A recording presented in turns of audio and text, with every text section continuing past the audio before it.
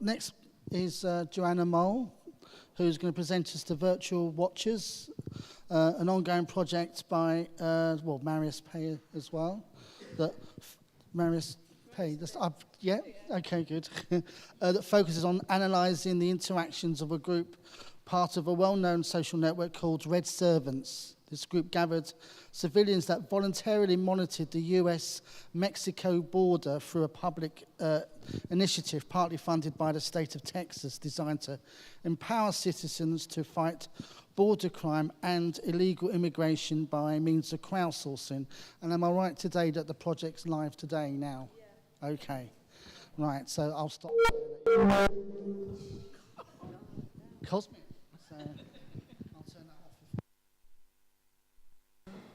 The microphone is, it's on. Okay, so thanks, Mark, to introduce me. So as Mark said, this is the first time I present this project publicly, so I'm sort of excited, and I hope I can explain it properly. And if you have any questions, I will just answer them after. So, okay, I'm not sure how to put it full screen view. Okay, got it.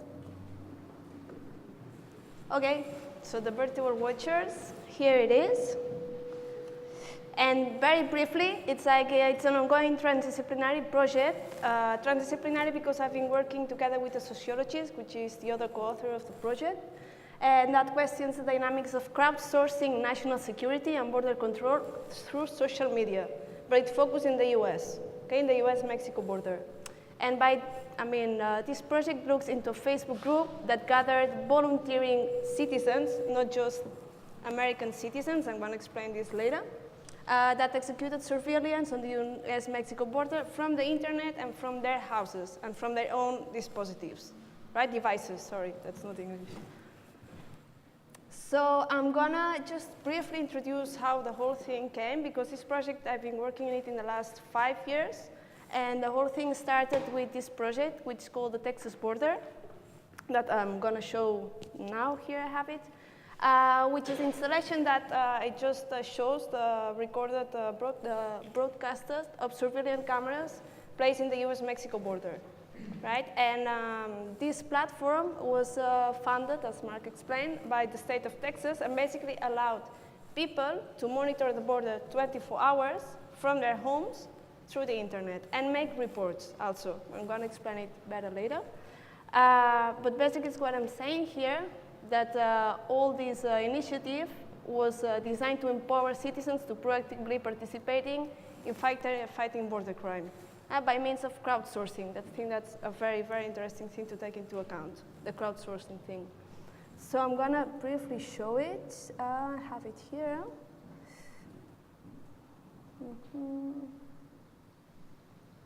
Okay, that's the piece. It's available online in my website. You can access it. So basically, that's where some of the cameras.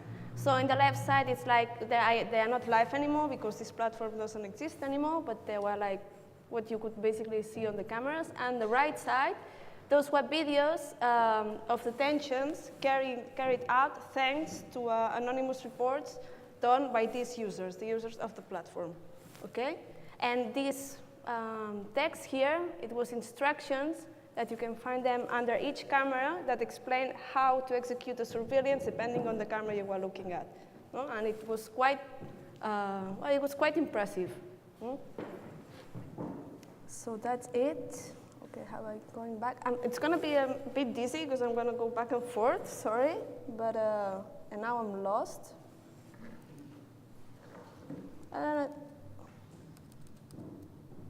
Yeah, I'm totally lost. Where is it? Sorry. Okay, sorry. Here it is. Okay, now I can't.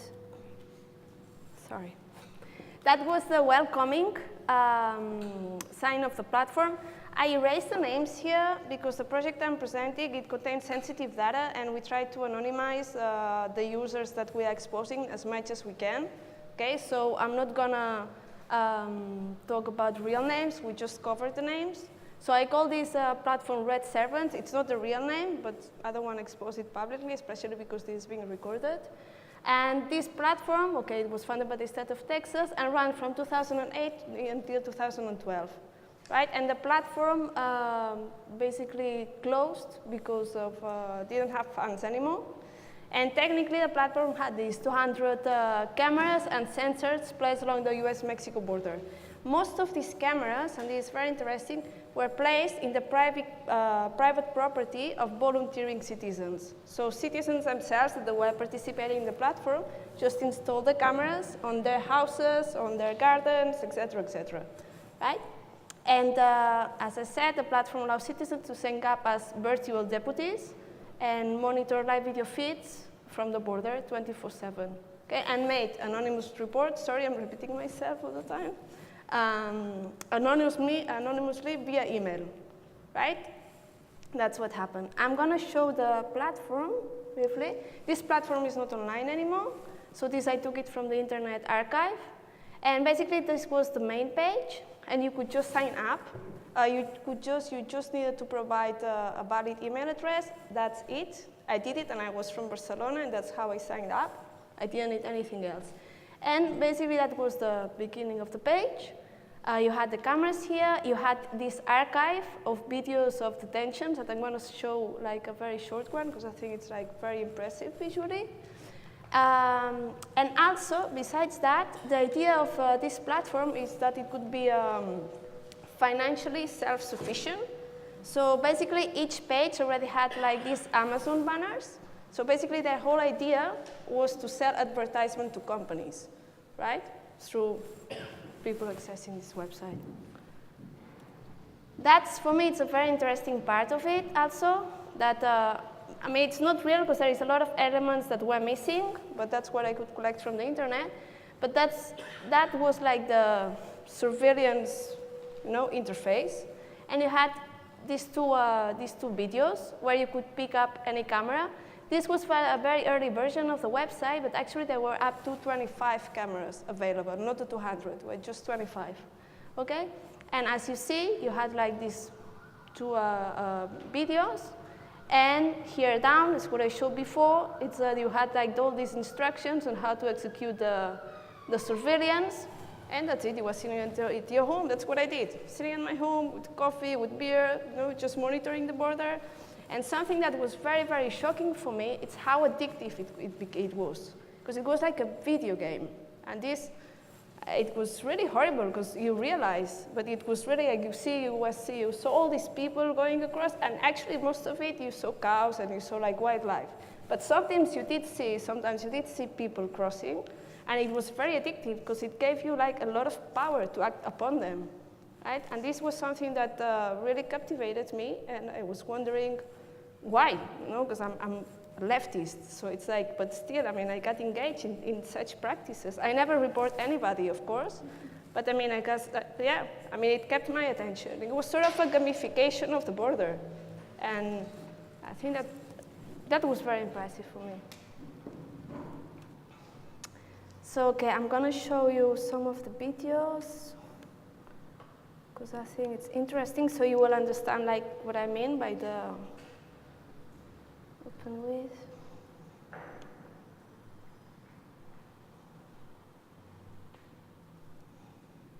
Yeah, it's a very short one. This was one of the videos that was part of this platform archive. Like those people got detained after crossing. I mean, the image, I think itself, it's really, really powerful. And you sitting at your home, watching this, and being able to make a report and affect these people's life, I mean, it gives you such power. I mean, this feeling is really, really addictive. And that's scary as well. So, yeah. Anyway, they're crossing by raft. Obviously, it's in the night. And basically, they were just putting all these videos in the archive to make very clear that the platform did work, right? It was sort of advertisement. Actually, they just had 64 videos, not more. I mean, if you compare this if you compare it with the amount of hours of footage that they might have, it's really not a lot. But still, it was a way to sell a way to sell the tool. Okay, that's it. I mean, you don't see the detention actually, but I think like how the camera moves and it's following them, I think it's really, really impressive. Yeah. Okay, going back. Again. Oh yeah. So, according to Red Servants, the platform had 165 million hits on the web and had more than 200,000 users volunteer. That almost represent 1 million hours of free labor for the sheriff. That's a lot, right? Nearly 10% of the users were from international sources and more than 192 different countries. And we are talking about the US-Mexico border. I mean, I was monitoring from Barcelona. I guess some of the people did in Spain, like, seriously. There is also this story, which is quite funny, that there was this bar in Australia, this guy that owned a bar, that had the VIT on the TV 24 hours for their customers in Australia, right? Which, I mean, I don't know. It's like this discontextualization, what brings, I think it's really interesting. And the sharing have made, in these 4 years, 5,000 interdictions, which is really not a lot, because according to Department of Homeland Security, just alone, more than 600,000 people were arrested trying to cross the border illegally just in 2011. Okay, so what this proved, or it was very evident to me, is that it wasn't effective in terms of stopping illegal immigration, but it was very, very effective in terms of keeping people watching the border. This, I really achieved that, okay? So from here, after doing this project, the Texas border, and I started to investigate this platform, I was really, really shocked about this, how people would engage in such practices, and which is a structure that allowed people to engage in such practices. And also there is something that really worried me, and is what Cian talked about, is the delusion of responsibility when they were acting through this platform, right? What happened to the reports they did? What happened if the reports weren't right? They just threw reports, and that's it. You know? So I felt that this platform created sort of a free of guilt environment that basically pushed people or allowed people to act freely without needing to worry about morals, ethics, or whatsoever. No? And I think that was worth investigating it. So, after I wanted to see who these people were, first of all, or which sort of people was engaged in this practice, especially in this platform. So I found this Facebook group, which was a Facebook group of this platform, that they created it. And okay, so I investigated this, and this was sort of the rhetorics of this platform. So I don't know if you can really read it, but basically this is a picture that somebody did. It says, "Amigo, when do we get our first welfare check?" And the other guy say, "What a country?" And that was a continuous. That was one after the other. Right? So what I did, okay, that's another conversation. So this was sort of the regular discussions that what Mr. items, not in other previous screenshots. Does anyone knows what they are? And this was something very recurrent that people didn't really know what they were looking at. Nevertheless, they were looking and they were reporting. Doesn't matter what. Just look and report. Look and report. That's it. So it's like swimmers, maybe, who knows? It's like, oh, one mystery solved. This was a max drinking issue with the sun and camera, not a boat, just branches and leaf colors. But I'm sure that through that, I mean, at least there were like a huge bunch of reports done. And it was just trees. Right? But it's again, it follows this logic. You just don't think, just report. Report, doesn't matter, just report, right? That was a statement of the Facebook group. The group was founded in 2009 and had 232 members. And the group statement is like, I'm going to read it, but it reads, "Survelliance is a new system of cameras located at strategic intervals, blah, blah, blah, blah." I'm going to skip this because I already explained it. While there is no reward cash, reward for information regarding border jumpers, there is the personal reward of knowing that you have helped to protect our country. We are not affiliated with Red Servant or Texas Border Sheriff Coalition, This is just a group for border watchers to congregate and communicate with each other. So it was the people from the website, they lacked in the website itself that they couldn't communicate with each other and they couldn't chat with each other. So that's why they actually opened this Facebook group. Okay. This Facebook group is not active anymore. It closed in 2013. So you won't find any information of it in Facebook. So this is Marianne, and this is the false profile I created to infiltrate this group and to investigate a little bit like what was going on there. Because I really wanted to talk to the people, I wanted to understand what was going on. So I created this group. Obviously, it's these are fake portraits that you do with flash face. But nevertheless, people were talking to me. They didn't really, I wasn't suspicious apparently, which really shocked me. But yeah. So this was my first conversation there.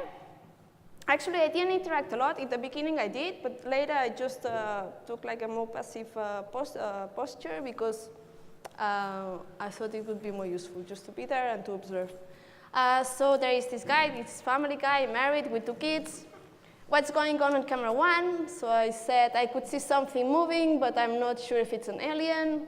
And he answers, I saw lots of activity about an hour ago, several people moving back and forth between the white building and the riverbank. And I said, okay, I hope none of them go to the US. Do you think it might be drug dealers? He said, I don't know. I reported it. Then I thought maybe they are just fishing, right? But I reported it, of course. And then I said, okay, maybe, but they are taking our fishes too. Is there any law against it? And then nobody really answered me. Okay, this was in 2010, I think. Yeah. So that was the first, hello world, Marianne Smith in Facebook. Yeah. And, okay. I think I forgot to mention several things here, but maybe they will come up in the discussion. So, that's the project, Virtual Watchers. Okay, I'm going to give you the web, the URL later, because it's not public yet. So basically, the Virtual Watchers, it acts like an online archive of my life as a infiltrated virtual deputy in Facebook, right? And basically, it gathers all the information and all the posts from when I first accessed it, which was the end of 2009, until 2013, okay? How I did that? The Facebook group doesn't exist anymore, right? I took all the data before they closed. It was totally random because I didn't expect that it could be closed, but I kept a record of all the interaction that happened there because I thought it was very interesting. And in the last 2 years, we took it very, very easy with an anthropologist, not a sociologist, which is Marius. We analyzed all the data, and basically we put everything here. Okay, I have to say, this is very important, like all the profile pictures and all the names have been anonymized. Okay, all the profile pictures are representation of the real ones. So if you see a man here, like on their 60s, it's real, but it's not his profile picture. Okay, and any of the names are real, and any of the website addresses are not real either. Okay, because for us it was very, very important to protect their identities. So I'm going to show the project, which is here. No, it's not here. It's here. Okay. So I'm gonna navigate through it, like briefly. But as you can see, for example, that's this woman. I mean, she was a woman that she got married. Her Facebook profile was like from her marriage. And basically she asked, did anyone catch anybody today? No? All right. And then there was this guy. I love this. I catch people on almost daily basis, send them back, then continue to talk with himself. We need discovering the entire border, but allow viewers to be able to aim and fire. Okay. So there was a lot of, I mean, it's quite sensitive. There is comments here that are super, super sensitive. I'm just, And then, for example, there was this woman. Haven't seen any Mexicans yet. Pretty pumped about reporting my first one, though, right? And I can't remember, all the interesting ones. All of them are interesting, but now I can't really find them. But I would try to find some other that I think are interesting. This guy, for example, he always posted pictures. I don't know why they are not showing now. Okay, the good guys. He just made pictures and made comments all the time. Okay, but basically here you have it chronologically organized from the beginning. This is the first post. It was in the 12th of April 2010.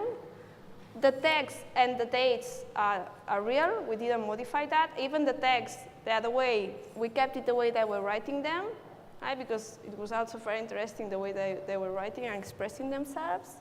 So this 2010. And the last one, it was in April 22nd, 2013, right? Which is not so far away.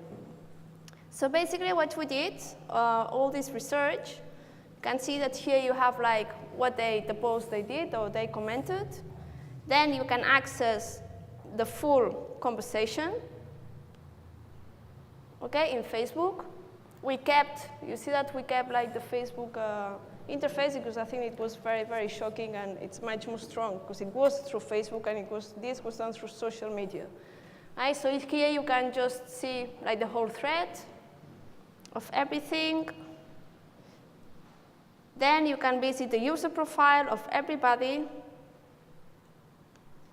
You can see we didn't say any name, but he's a gender, he's a F. What, there is an F here? Okay, I need to say this is offline, and I've been having some problems with it. The online version, everything is fixed, but here somehow it got mixed up with the database.